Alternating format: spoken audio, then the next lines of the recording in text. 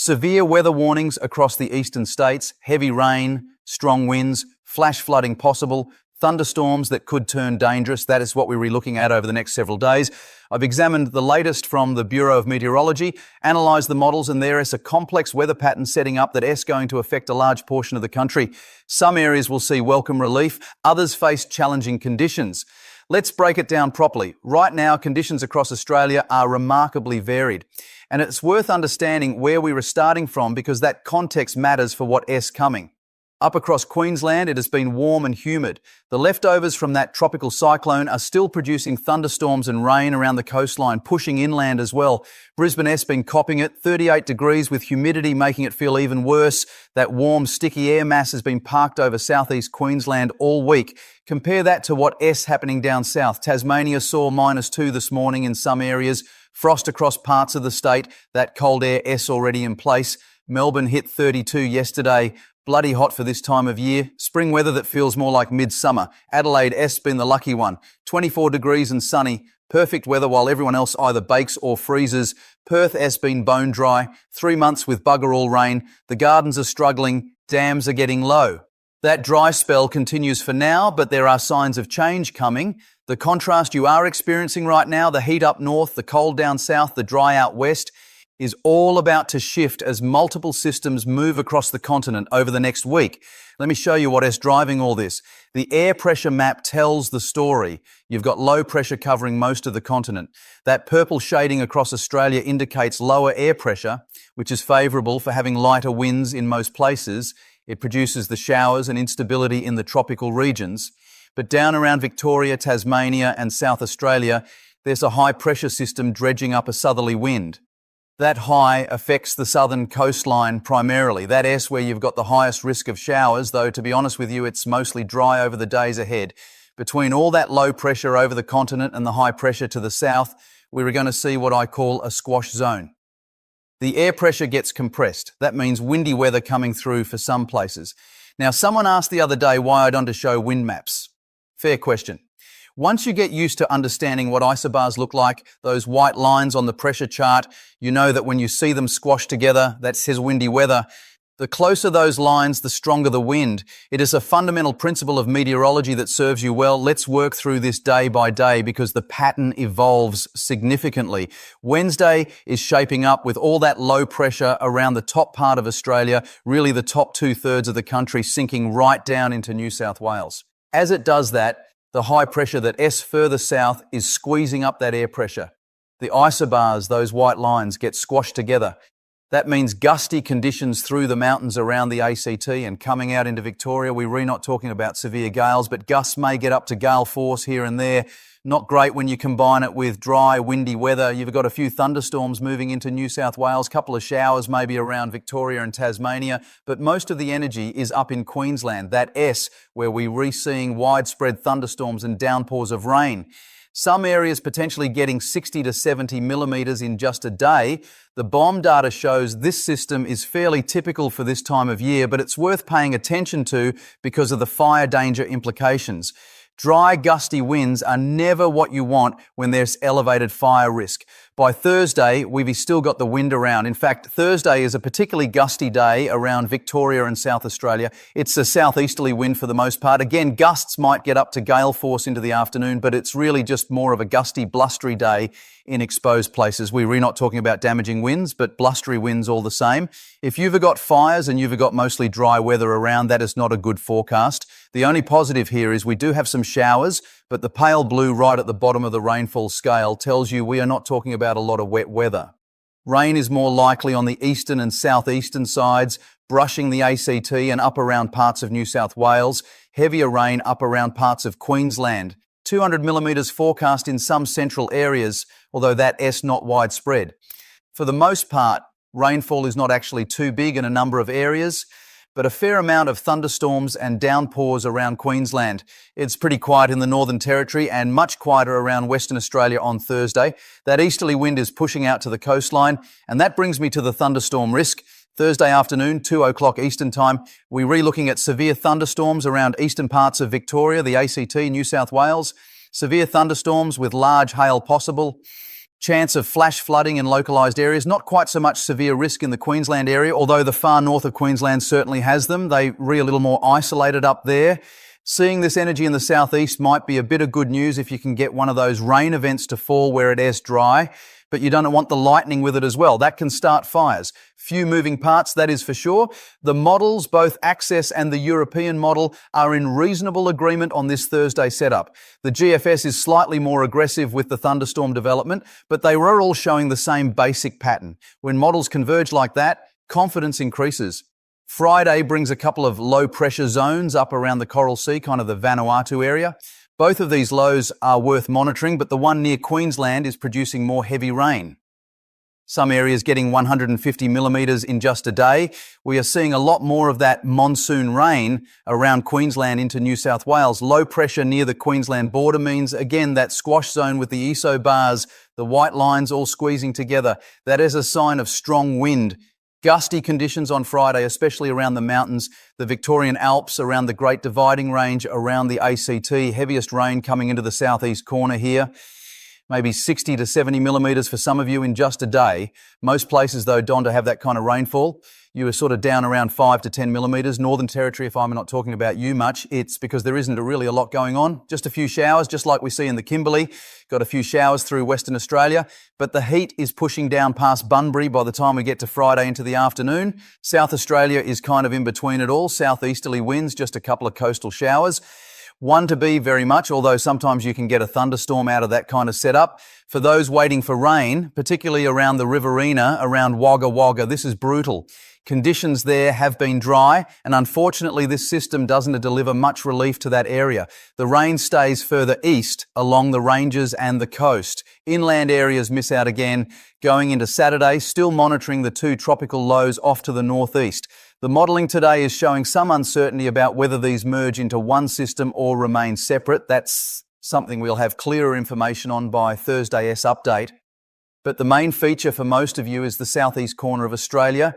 You've got this windy easterly coming off the Tasman Sea. Not overly hot if you are on the coastline. Temperatures one to be especially hot there. Inland areas may be quite warm though, because even though the red boundary line showing the hot air mass is north of you, the gusty winds over the Great Dividing Range can lift up those temperatures further. Few showers and thunderstorms. Fingers crossed we get some rain falling into Victoria. It's not a huge amount, but you never know. You might just get a few bits of relief around there. High pressure just south of Tasmania. That's why it is windy in that southeasterly corner, and there could be some gusts around gale force. Not very windy for the tropical area, but the heat moves along. You'll find a southerly breeze coming in for Bunbury and for Fremantle, Perth. Those areas, temperatures drop a bit, but the heat pushes down now around Esperance. By Sunday, the heat is pushing further along, coming into South Australia. Big picture here shows you where the storms are. We've obviously got this big storm southwest of Australia. All that polar air, not too far away from Western Australia, but it is far enough away for it to not really cause too many issues. Still got those winds blowing through around New South Wales, the ACT, Victoria, some parts of South Australia, gusty easterly blowing through that area. And now we've got this large low in the north trying to sort of work out if it S1 tropical cyclone or two weaker low pressure zones. We're re-monitoring that area very closely. Once we get to Monday, that S, exactly what S happening in the modelling today, it splits apart. Yesterday, it showed it as a tropical cyclone with just one low pressure zone. That sees still potentially a tropical cyclone just south of New Caledonia. This one may also form into one. But these are so close that when I update you again on Thursday, they might have merged back together into one low, or they might completely split off. That is why we can lock in really what S happening up around the Coral Sea and moving down towards the Tasman. But we do have those easterly winds coming into the southeast corner of Queensland all the way down New South Wales. Basically, eastern parts of New South Wales, 1 TB is hot. The airflow coming off the sea rather than coming from inland and over you. Winds are changing direction. That also means the smoke that S been around Victoria, rather than blowing off towards New Zealand, is now pushing over towards South Australia. That S worth knowing if you've got respiratory issues or if you're resensitive to smoke. The Thaugla Long Fire, or Thogola Long, however you want to pronounce it. That S, the one the mainstream media is calling the Walwa Fire because they can pronounce the actual name. That smoke is going to shift direction as the wind pattern changes. Let us look at the rainfall expected for the next 7 days to get an idea as to what is on the way. Queensland, all those thunderstorms really start to add up. Some areas here seeing over 200 millimetres. Around New South Wales, some of these coastal areas could be seeing 100 millimetres or more if you get a severe thunderstorm over you. But look at this jump, just over from the ACT on the other side of the ranges, completely dry once you come into southern parts around Wagga Wagga and going into Victoria. Much drier for you. Dry over the rest of Australia, just a few showers in the Kimberley. The top end seeing a few downpours and thunderstorms, but really it's the eastern side of Australia that S seeing the most amount of wet weather over the next 7 days. That rainfall gradient is sharp. The orographic effect, the lifting of air over the ranges, that's what S producing the rain on the eastern side while leaving the western side dry. It's a classic setup and it's frustrating if you are on the wrong side of that divide. Now let's talk about what this means practically, because understanding the forecast is one thing. Knowing what to do with that information is another. If you are in Victoria, particularly rural Victoria, with dry conditions and gusty winds Thursday and Friday, fire danger is elevated. Check the fire danger rating. If there is a total fire ban declared, that means no fires whatsoever, not even a barbecue. Fire authorities Don T issue these lightly. Make sure your property is as fire ready as possible. Clear gutters. Move flammable materials away from the house. Have your evacuation plan sorted. Know where you are going. Know multiple routes out and don't wait until you can see flames to make a decision. Leaving early is always the safest option. For those in the thunderstorm zones, particularly eastern New South Wales, the ACT, eastern Victoria on Thursday afternoon, severe thunderstorms mean a few things. Large hail can damage vehicles, smash windows, destroy crops. If a severe thunderstorm warning is issued for your area, get your car under cover if you can. Bring in outdoor furniture. Don T, stand under trees. Flash flooding in localised areas means that if you're in a low-lying area or near a creek, be alert. Never drive through floodwater. If it is flooded, forget it. That's the SES slogan, and it's there for a reason. People die every year driving into floodwater they think they can get through. For Queensland, particularly central Queensland, where we're seeing potential for 200 millimetres, that is a lot of rain in a short time. Roads will flood, creeks will rise. If you are in areas like Claremont, which recently broke rainfall records going back to 1916, the ground is already saturated. Additional heavy rain on saturated ground increases flood risk significantly. Check the BOM for flood warnings. Have your emergency kit ready. That means water, non-perishable food, torch, battery-powered radio, first aid kit, important documents in a waterproof container. Basic stuff, but it matters when you need it. For those in far north Queensland who might see that cold change later in the week, I know cold for you is different than cold for Tasmania. Most Queenslanders Don T own heavy jackets, and fair enough. Layer up with what you've got. Multiple thin layers work better than trying to find one thick coat. Check on elderly neighbours and mates.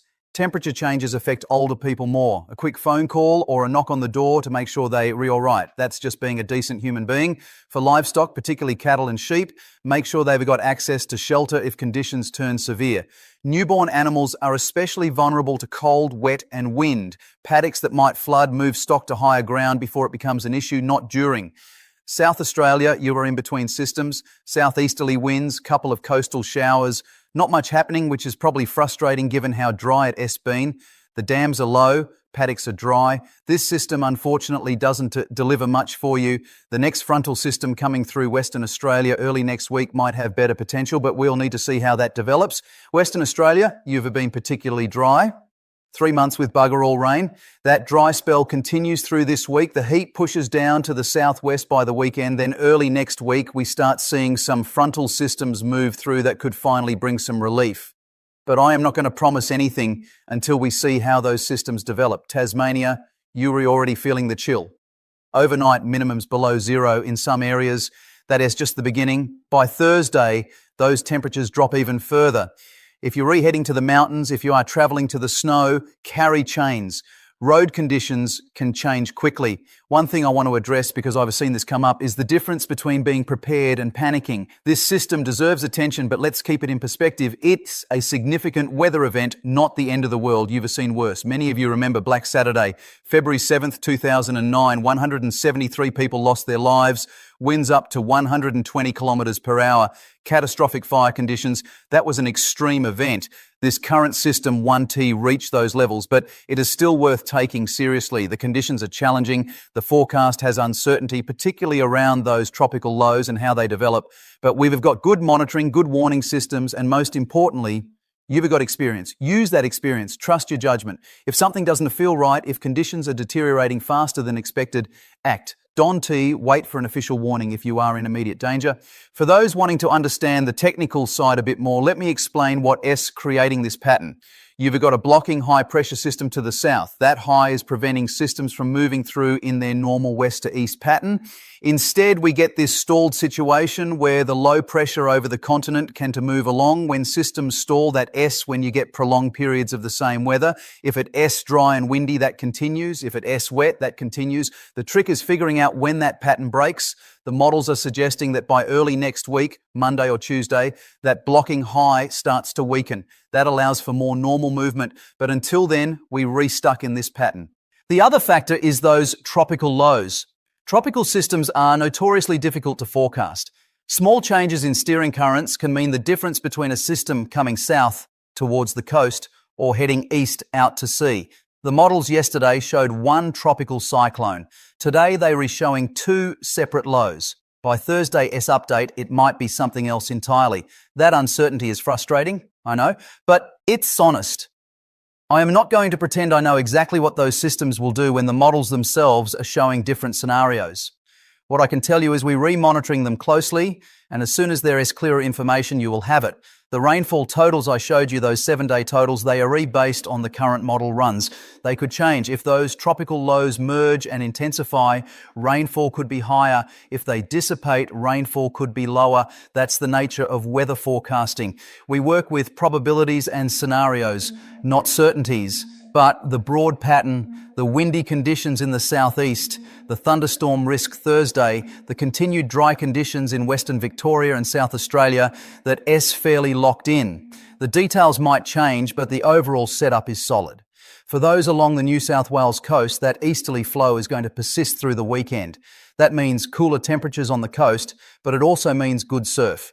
If you're replanning to be in or near the water, check the surf conditions. Strong rips, dangerous waves, those conditions can catch people out. Every summer, we lose people to the ocean. Respect the water.